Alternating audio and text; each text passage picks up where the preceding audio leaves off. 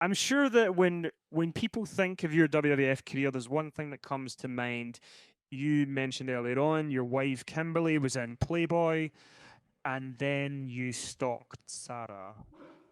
Um, so yeah, tell us about that and what and why you ended up going. Well, first of all, you got to take, I'll give you some inside. Some of you probably know it already. The whole hugging thing with McMahon and Austin, I think everybody hugs each other now, but that's where it started. When I had my meeting with Vince McMahon, we sat in traffic, I don't know, 3 hours to get there. It was like Memorial Day weekend, something like that, big holiday weekend. And I flew into New York and then got chauffeured out to Titan. And when I got there, Vince went to shake my hand. And I said, no, no, I've been waiting for this for 30 years. You're hugging me. And I gave him a hug. And I think that became like a rib later on. Not think, I know.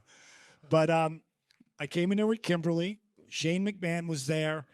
And they brought me this whole stalker angle. Now, I'm thinking you're looking at Kimberly. Like, seriously? I'm going to stalk some other chick? But I didn't want to, I was trying to be political. And I was like, well, that doesn't really work for my character.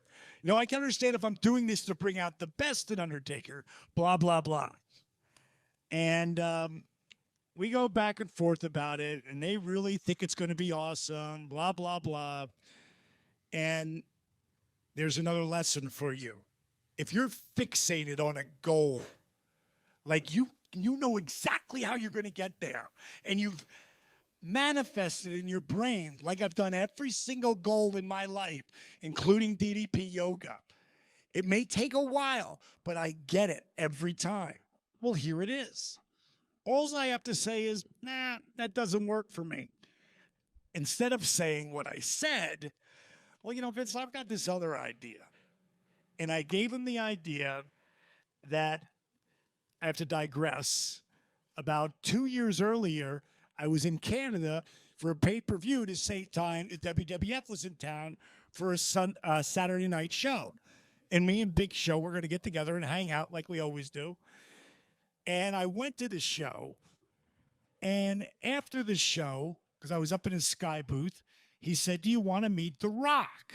I said, yeah, I'd love to meet The Rock. Now, at the time I'm here, The Rock's here, but he's on that super rocket.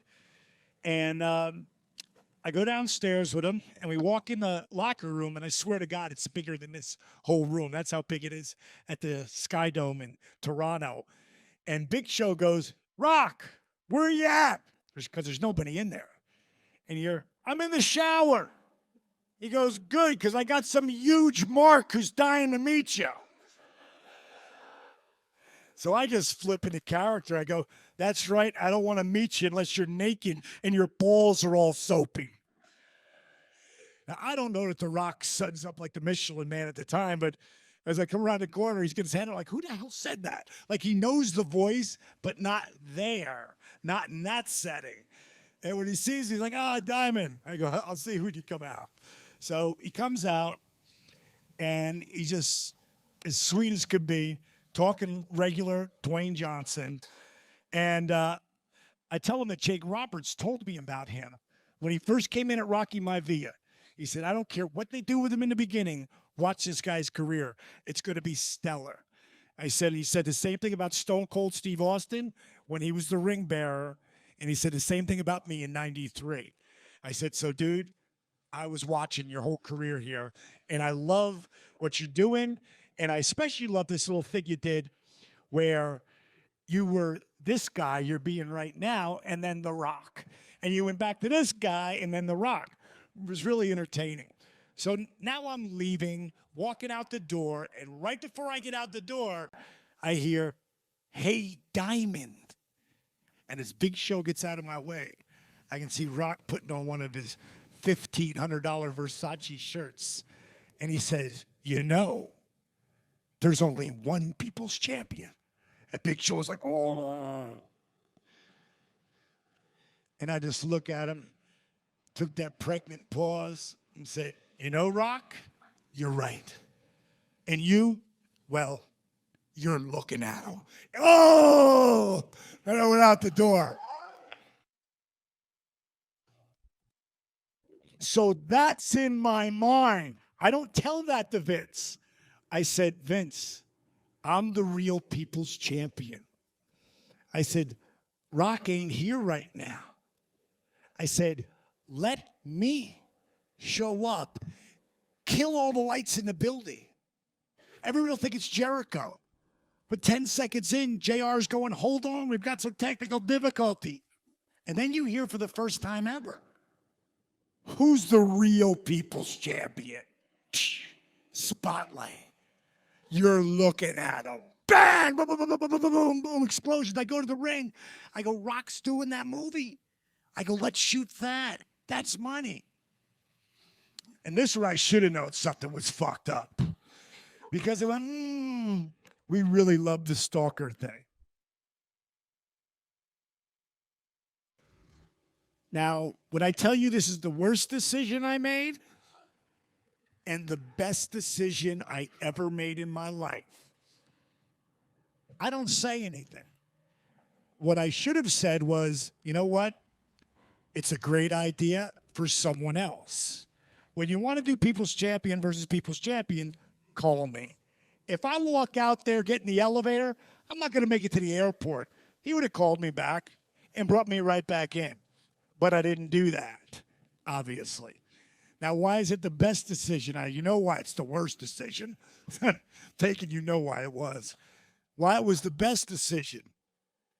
It made me a much smarter businessman. And when you get into part where DDP yoga is, and you see why I have what I have right now, and why it's so real, and why I control it, and I had Warner Brothers as my monster partner at one time. How I eliminated them was because I learned to walk away from the table. Always, if that deal don't work for you, thank you, but no thank you, and walk away. I didn't learn that back then. Plus, there was another reason. I was 45.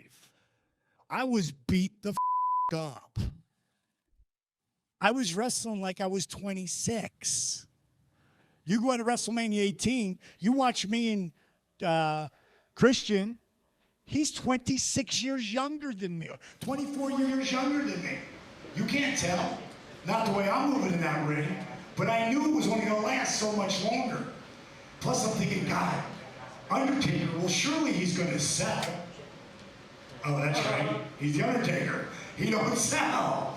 And that's his gimmick, you know? So it was a bad judgment call on my part.